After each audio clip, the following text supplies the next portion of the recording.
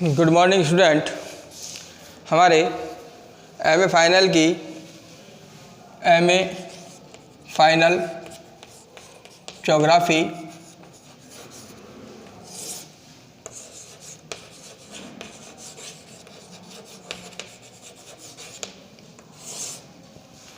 जो हमारे MA final geography की जो क्लासेस चल रही हैं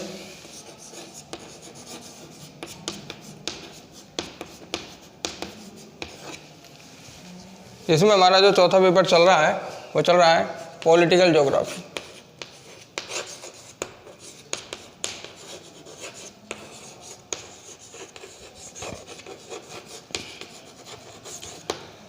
इस पॉलिटिकल ज्योग्राफी के अंतर्गत हमने अब तक पॉलिटिकल ज्योग्राफी के अंदर इंट्रोडक्शन को समझा। इंट्रोडक्शन के बाद में हमने पॉलिटिकल ज्योग्राफी की परिभाषाओं को समझा। डेफिनेशन के बाद में हमने पॉलिटिकल ज्योग्राफी के क्षेत्र को जाना। पॉलिटिकल ज्योग्राफी क्षेत्र के बाद में हमने पॉलिटिकल ज्योग्राफी का अन्य सामाजिक विज्ञानों के साथ संबंध को समझा। उसके बाद में हमने पॉलिटिकल ज्योग्राफी के दृष्टिकोणों को या अप्रोच उनको जाना और दृष्टिकोणों में हमने महत्वपूर्ण अप्रोचों के बारे में समझा, जिसमें सबसे महत्वपूर्ण अप्रोच जो समुद्री शक्तियों को लेकर है वो A.T. मान महोदय के द्वारा दिया गया था, तथा स्थल शक्तियों के रूप में दो बड़े जो हैं अप्रोच या दृष्टिकोण प्रस्तुत किए, जो ब्रिटेन के प्रसिद्ध भूगोलवेत्ता मैकेंडर महोदय के द्वारा हृदय स्थल सिद्धांत दिया गया, हार्टलैंड थ्योरी के नाम से जाना जाता है, तथा स्पाइकमैन महोदय अमेरिका के प्रसिद्ध भूगोलवेत्ता स्पाइकमैन महोदय के द्वारा रिमलैंड सिद्धांत प्रस्तुत किया गया, जो स्थल शक्ति को या स्थलीय जो हमारी सिद्धांत है उसके अंतर्गत आते हैं। इसके बाद में हमने क्षेत्रीय एकरूपता की परिकल्पना को समझा, क्षेत्रीय एकरूपता के सिद्धांत को जाना और क्षेत्रीय एकरूपता के सिद्धांत को स्टीफेंस जॉन्स द्वारा प्रतिपादित किया गया था। और स्टीफेंस जॉन्स ने जो क्षेत्रीय एकरूपता का जो सिद्धांत दिया था, उस क्षेत्रीय एकरूपता के सिद्धांत के अंतर्गत सबसे पहले विचार के बाद निर्णय के बाद गति के बाद क्षेत्र के बाद में राजनीतिक क्षेत्र, यह एक श्रृंखला बनाई थी। इस श्रृंखला के आधार पर क्षेत्रीय एकरूपता के सिद्धांत को उन्होंने जो है प्रयोग किया या उसका प्रतिपादन किया। आज हमारे सामने इस राजनीतिक भूगोल के अंतर्गत जो अगला टॉपिक है वो आता है राज्य, जिसको हम स्टेट कहते हैं। स्टेट्स, राज्य जिसको हमने स्टेट की संज्ञा दी है। और स्टेट के अंतर्गत, राज्य के अंतर्गत अगर हम इस शब्द की उत्पत्ति की बात करते हैं, राज्य शब्द की अगर उत्पत्ति की बात करते हैं तो राज्य को अंग्रेजी में स्टेट कहते हैं। और स्टेट जो शब्द आया है वो ट्यूनीशिया लैंग्वेज से आया है। ट्यूनीशिया जो लैंग्वेज है, ट्यूटोनिक जो भाषा है, ट्यूटोनिक भाषा से ये शब्द लिया गया है। स्टेट जो शब्द है वो ट्यूटोनिक भाषा से लिया गया है। अपन जानते हैं, इस चीज़ को समझें कि स्टेट जो शब्द है वो आपका ट्यूटोनिक भाषा से लिया गया है। सबसे पहले अगर हम इसके मीनिंग को समझते हैं तो ट्यूटोनिक भाषा से ये शब्द लिया गया है। स्टेट जो शब्द है वो ट्यूटोनिक लैंग्वेज से लिया गया है, भाषा से लिया गया है। अगर हम इस राज्य की बात कर रहे हैं तो राज्य के अंतर्गत हम इस बात से अच्छी तरह से परिचित हैं कि राज्य को अधिकांश जो भूगोलवेत्ता थे, उन अधिकांश भूगोलवेत्ताओं ने एक भौगोलिक इकाई के रूप में प्रस्तुत किया कि अगर हम राज्य की बात करते हैं तो राज्य को भौगोलिक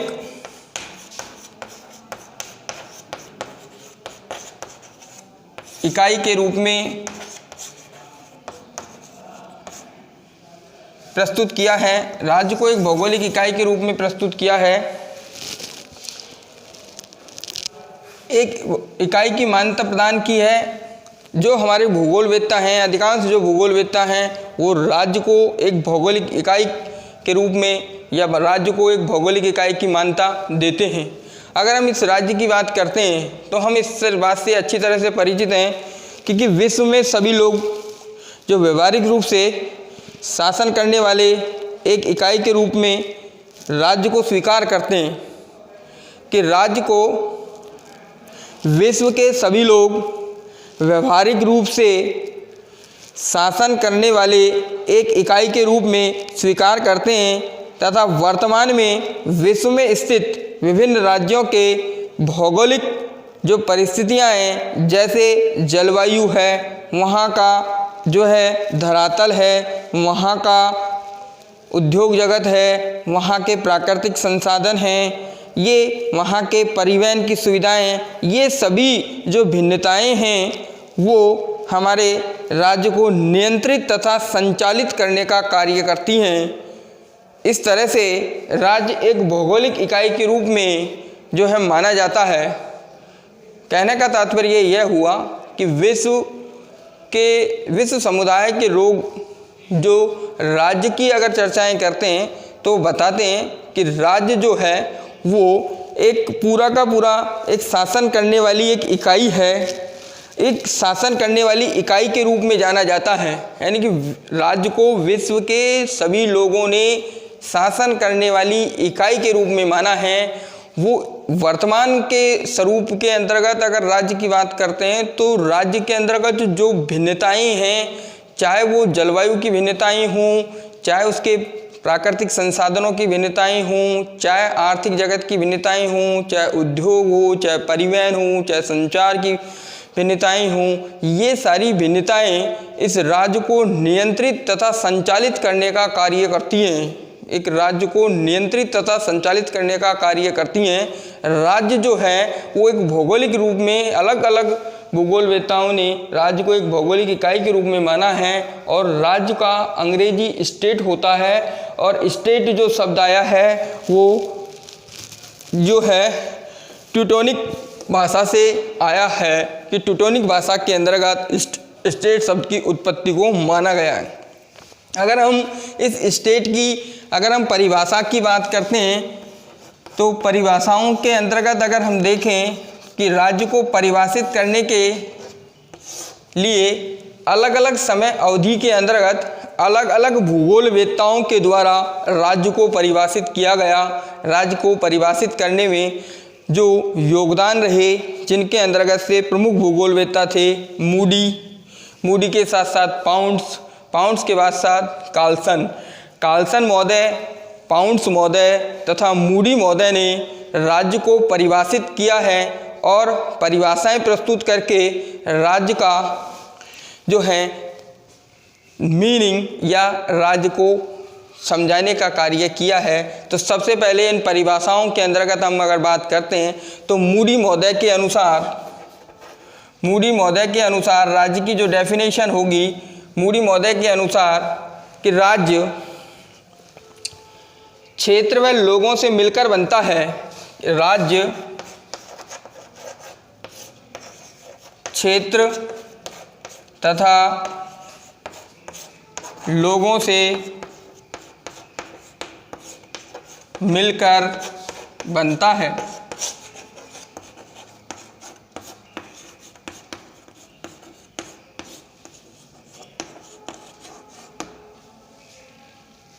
जो राजनीतिक स्तर पर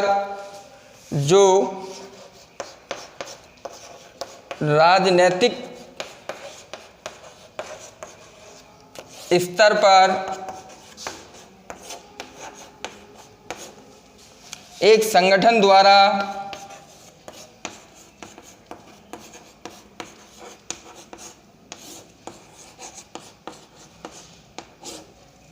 एकता के सूत्र में बांधता है, एकता के सूत्र में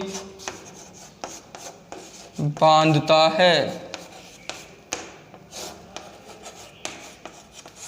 मूडी महोदय ने जो राज्य की जो परिभाषा दी है, वो राज्य की परिभाषा ये कहती है कि राज्य एक क्षेत्र होता है जो लोगों से मिलकर बनता है।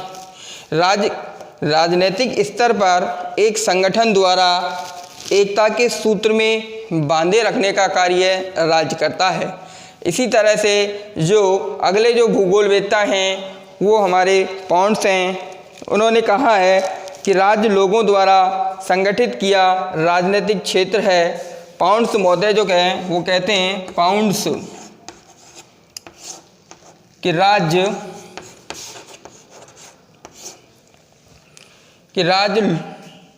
लोगों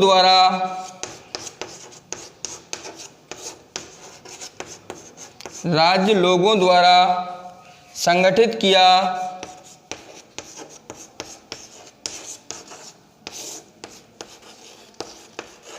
राजनीतिक क्षेत्र है।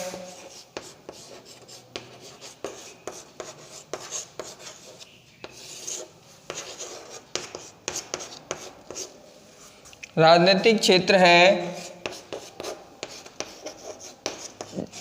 जिसकी स्वयं की सरकार होती है,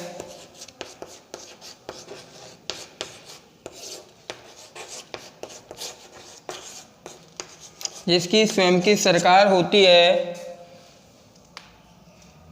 तथा प्रभावशाली नियंत्रण होता है, तथा प्रभावशाली नियंत्रण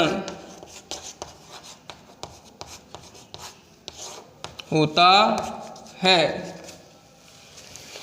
जो पॉन्ट्स महोदय है, उस पॉन्ट्स महोदय के द्वारा दी गई राज्य की जो परिभाषा है वो यह है कि राज्य लोगों द्वारा संगठित किया गया एक राजनीतिक क्षेत्र है। राज्य लोगों द्वारा संगठित किया गया एक राजनीतिक क्षेत्र है जिसकी स्वयं की एक सरकार होती है, जो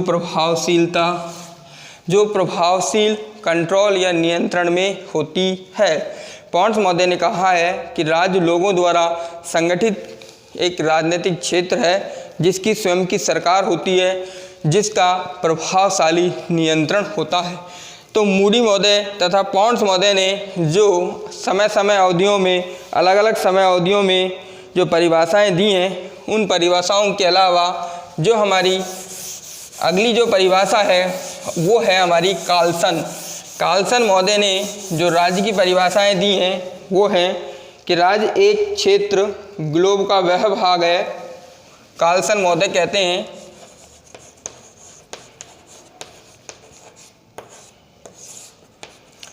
कि राज्य का क्षेत्र ग्लोब का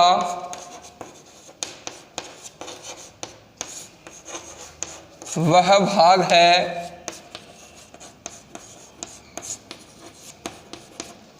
राज्य ग्लोब का वह भाग है जिसकी सीमाओं में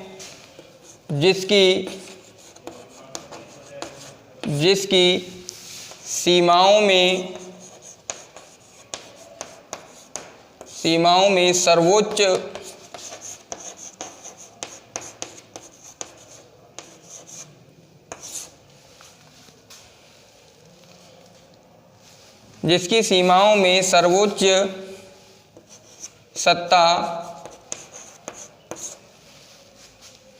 होती है।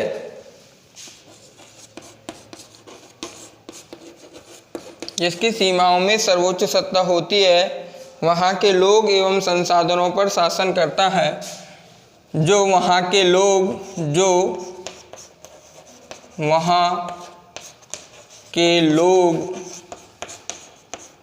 तथा संसाधनों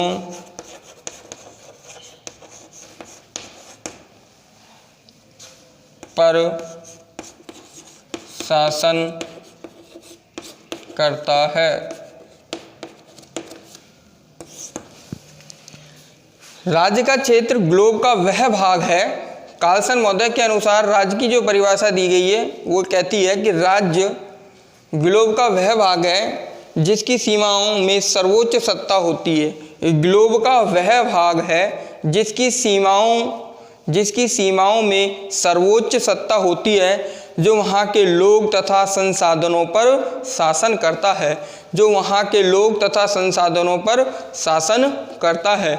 इन परिभाषाओं से यह निष्कर्ष निकल के सामने आता है कि राज्य जो है एक ऐसा क्षेत्र है जो लोगों से मिलकर बना है। उन लोगों के जो संगठन है उस संगठन को मिलकर राज्य की निर्माण हुआ है। उसने एक राजनीतिक क्षेत्र को विकसित किया है और वो राजनीतिक क्षेत्र जो है वो एक प्रभावी राजनीतिक क्षेत्र है। उन प्रभावी राजनीतिक क्षेत्र के अंतर्गत स्थित जो भी प्राकृतिक संसाधन हैं, जो भी उसकी सीमाओं के अंतर्गत जो परिवहन, संचार, साथ ही साथ में वहाँ के प्राकृतिक संसाधनों पर पूर्णतः नियंत्रण या शासन का कार्य करते हैं, वो राज्य कहलाते हैं।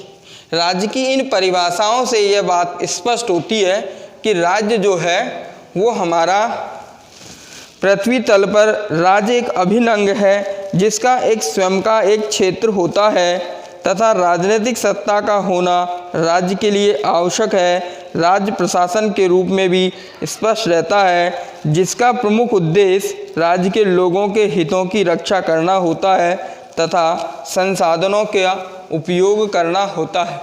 इन्हीं बातों को मैंने अभी आपके सामने रखा कि ये परिभाषाएं जो हमारे राज्य की जो परिभाषाएं हैं, वो राज्य की परिभाषाएं जो हमारे इन तीनों प्रसिद्ध भूगोलवेत्ताओं के द्वारा दी गई हैं, इन तीनों ही परिभाषाओं से यह बात स्पष्ट होती है, यह बात निकल के आती है कि राज्य जो है वो पृथ्वी तल का एक अभिन्न अंग है, कि राज्य पृथ्वी तल का एक अभिन्न अंग है जिसका एक राजनीतिक क्षेत्र होता है। इस राजनीतिक क्षेत्र में स्थित प्राकृतिक संसाधन तथा लोगों का जो है पूर्णतः नियंत्रण राज्य के द्वारा किया जाता है।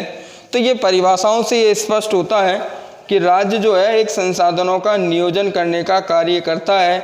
अतः राज्य में तीन तथ्य, क्षेत्र, मानव तथा राजनीतिक संगठन, अगर हम इस परिभाषाओं के निष्कर्ष की बात करते हैं तो राज्य में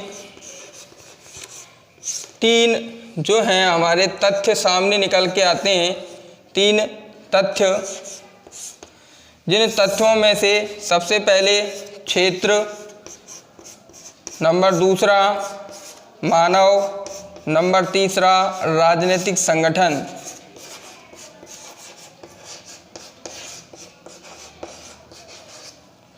राजनीतिक संगठन, ये तीन तथ्य जो हैं हमारी परिभाषाओं से निकल के सामने आए हैं कि राज्य के अंतर्गत जो है तीन तथ्य, जिसमें पहला क्षेत्र, दूसरा मानव, तीसरा राजनीतिक संगठन शामिल किया गया है।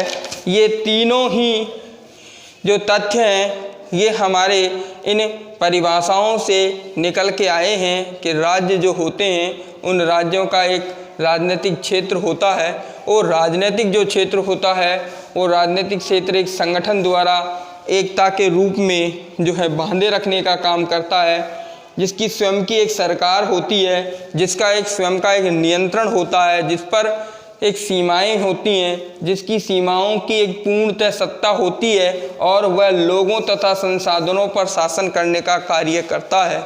अतः राज्य की परिभाषाएं राज्य को इन तीन तथ्यों के अंतर्गत समायोजित करती हैं या शामिल करती हैं कि राज्य जो है उसके अंतर्गत एक क्षेत्र होता है, राज्य के अंतर्गत जन समुदाय या मानव स्थित होता है, राज्य के अंतर्गत इन जन समुदायों का एक राजनीतिक संगठन होता है, जो जिन पर जो है क्षेत्र तथा मानव पर यह राजनीतिक संगठन अधिकार करता है या शासन करता है।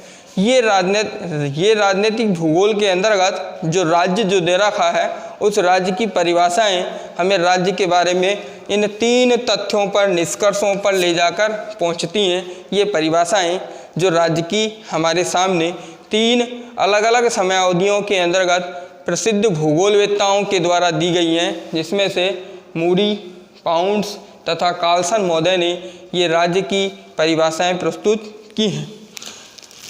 अब राज्य की परिभाषा के बाद में राज्य के विकास के ऊपर अगर हम चर्चाएं करते हैं कि राज्य का जो विकास हुआ है वो किस तरह से हुआ है, तो इसके अंतर्गत सबसे पहले अगर हम बात करते हैं तो राज्य के डेवलपमेंट की बात करते हैं कि ये राज्य का जो डेवलपमेंट हुआ है वो किस तरह से हुआ है।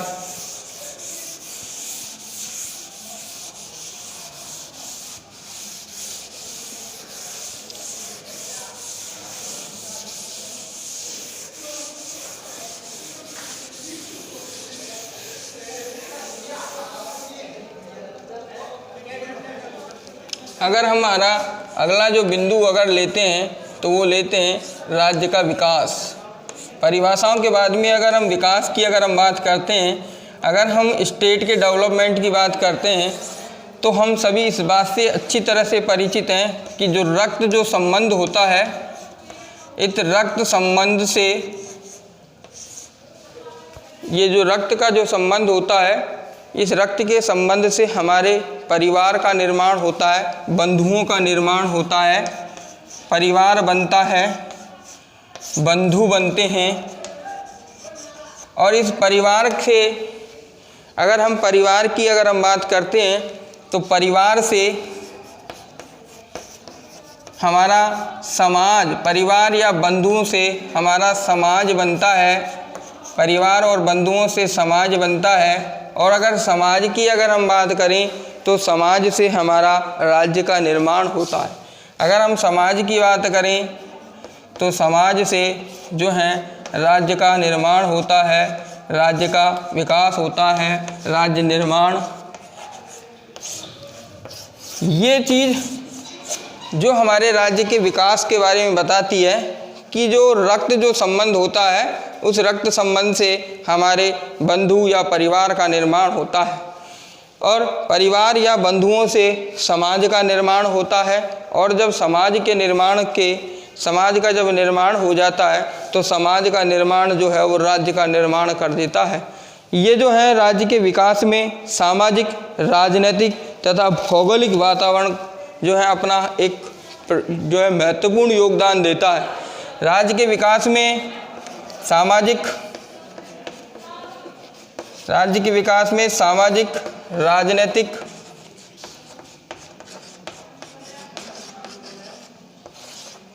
तथा भौगोलिक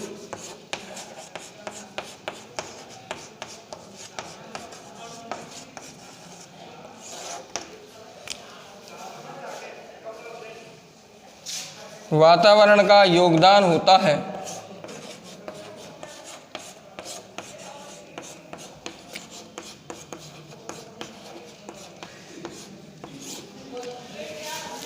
हम इस बात से परिचित हैं कि जब अगर हम राज्य के विकास की बात कर रहे हैं तो राज्य का विकास किस तरह से चला है। तो राज्य के विकास की अगर हम बात करके चलते हैं तो राज्य जो होता है वो रक्त संबंध से परिवार और बंधुओं का निर्माण हो जाता है, परिवार और बंधुओं से समाज का निर्माण हो जाता है, और समाज जो होता है वो राज्य का निर्माण करता है।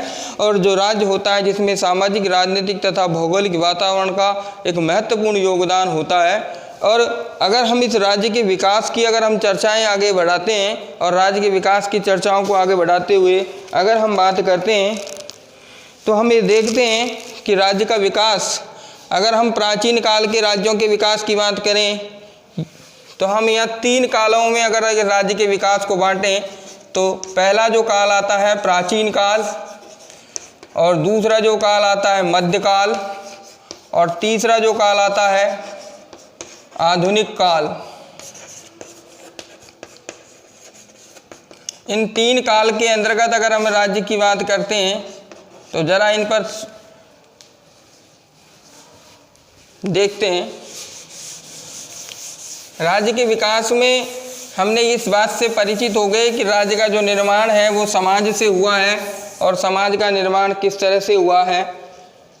अगर हम प्राचीन काल के अगर राज्यों के विकास की अगर बात करें तो प्राचीन काल के अंतर्गत वैसे तो इतिहास जो है वो हमारे इतिहास के अंतर्गत इन राज्यों के विकास के बारे में कोई अच्छी तरह से परिचित नहीं मिलता है, परंतु फिर भी अगर हम बात करते हैं तो प्राचीन काल के अंतर्गत जब राज्यों का विकास हुआ तो प्राचीन काल में राज्यों के विकास के अंतर्गत आपको एक उदाहरण देते हैं कि मिस्र जो है वो 3 महाद्वीपों से घिरा हुआ माना गया।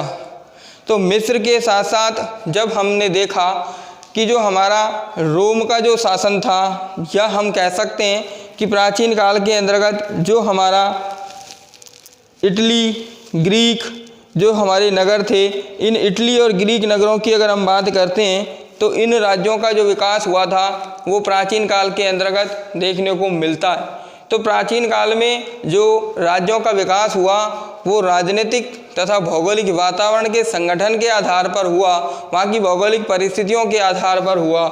इसी तरह से अगर मध्यकाल की अगर हम बात करते हैं तो मध्यकाल के अंतर्गत जो हमारा यूनान का और रोम का जो शासन था, उस रोम के शासन के अंतर्गत या रोम के शासन में जो राज्यों का विकास हुआ, तो वहाँ किस तरह से जो है रोमन साम्राज्य के समाप्ति के बाद में वहाँ जो है बिल्कुल अंधकार युग का निर्माण हो गया, और इस अंधकार युग ने अराजकता को या सामाजिकता को जो है नष्ट करने का कार्य किया।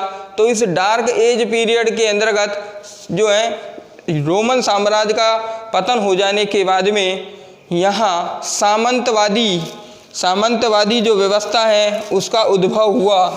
मध्यकाल में राज्यों के अगर विकास की बात करते हैं तो सामंतवादी व्यवस्था का उद्भव जो है वो देखने को मिलता है। सामंतवादी व्यवस्था का उद्भव जो है देखने को मिलता है, जो रोमन साम्राज्य के समाप्त हो जाने के बाद में मिलता है। सामंतवादी व्यवस्था के अंतर्गत शासन, आर्थिक क्रियाएं जीवन को इस व्यवस्था के अंतर्गत विकेंद्रित करने का कार्य करते हैं। मध्यकाल के अंतर्गत ये सामंतवादी व्यवस्था जो है निम्न वर्ग तथा उच्च वर्ग में बांटने का कार्य करती है, अर्थात कमजोर वर्ग तथा धनी वर्ग में बांटने का कार्य करती है। इसमें दमनकारी व्यवस्थाओं के कारण विद्रोही भावनाएं जो हैं इसके अंतर्गत उत्पन्न होती हैं। मध्यकाल के अंतर्गत इस राज्य के विकास में सामंतवादी व्यवस्था के दौरान जो हमारे उच्च वर्ग तथा निम्न वर्ग का निर्माण देखने को मिला, साथ ही साथ में जो हमारी विद्रोह की भावनाएं जो थी, दमनकारी जो नीतियां थी, वो इस व्यवस्था के अंतर्गत देखने को मिलती हैं।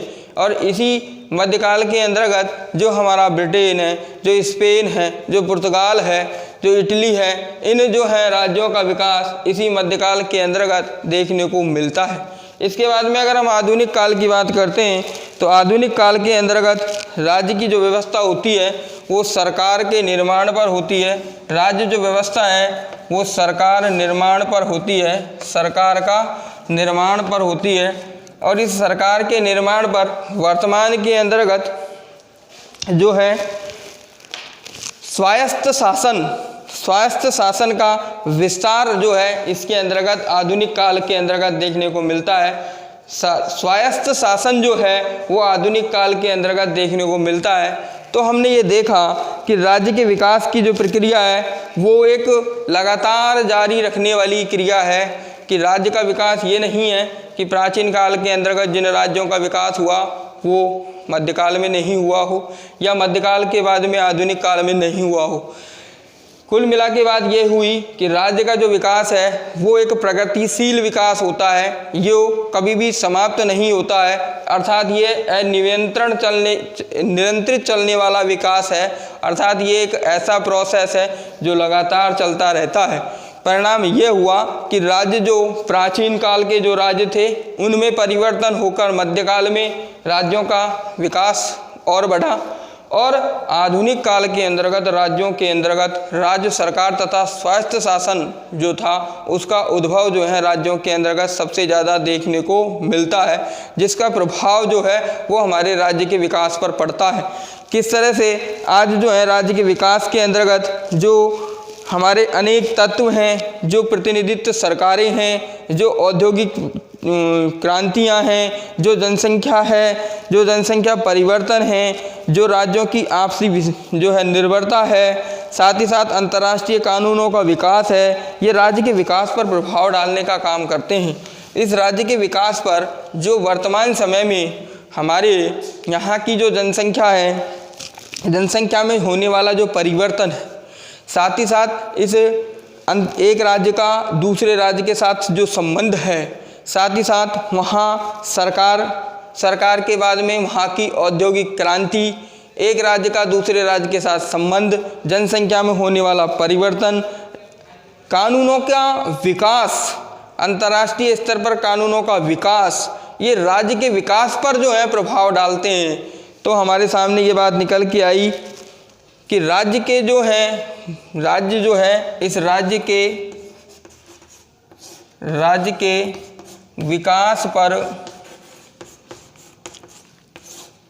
विभिन्न तत्वों का प्रभाव, जैसे जनसंख्या परिवर्तन। पहला बिंदु हमारा जनसंख्या परिवर्तन जो है वो राज्य के विकास को प्रभावित कर रहा है। दूसरा, राज्यों के बीच अंतर संबंध, राज्यों के बीच संबंध, एक राज्य का दूसरे राज्य के साथ संबंध, ये प्रभावित करता है। अंतर्राष्ट्रीय कानून, अंतर्राष्ट्रीय कानून, साथ ही साथ राज्यों की सरकार, अंतर्राष्ट्रीय कानून, राज्यों की सरकार, औद्योगिक क्रांति, औद्योगिक विकास या क्रांति, ये सभी जो कारण हैं ये हमारे राज्य के विकास पर जो है सबसे ज़्यादा प्रभाव डालते हैं।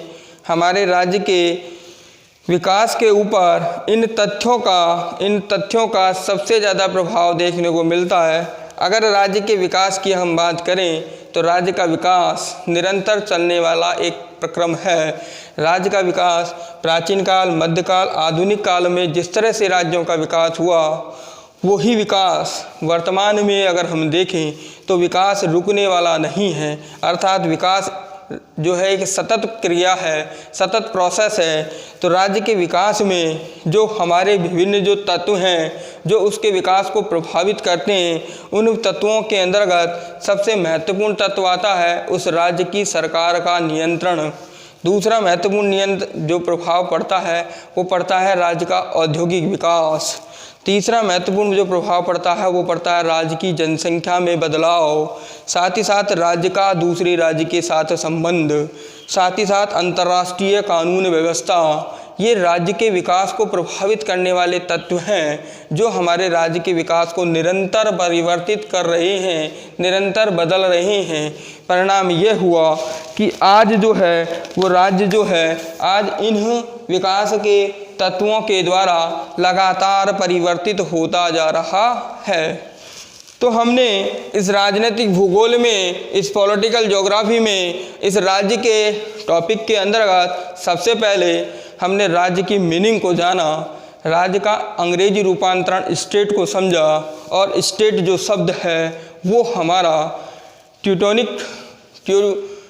जो भाषा थी उस ट्यूटोनिक भाषा से लिया गया स्टेट, उसका हमने देखा कि किस तरह से राज्य की परिभाषाएं और राज्य के विकास का जो है हमने आपको इस वीडियो के माध्यम से बताया है। धन्यवाद। इसके बाद में अगले जो टॉपिक हैं वो आपको नेक्स्ट वीडियो में बताए जाएंगे। धन्यवाद।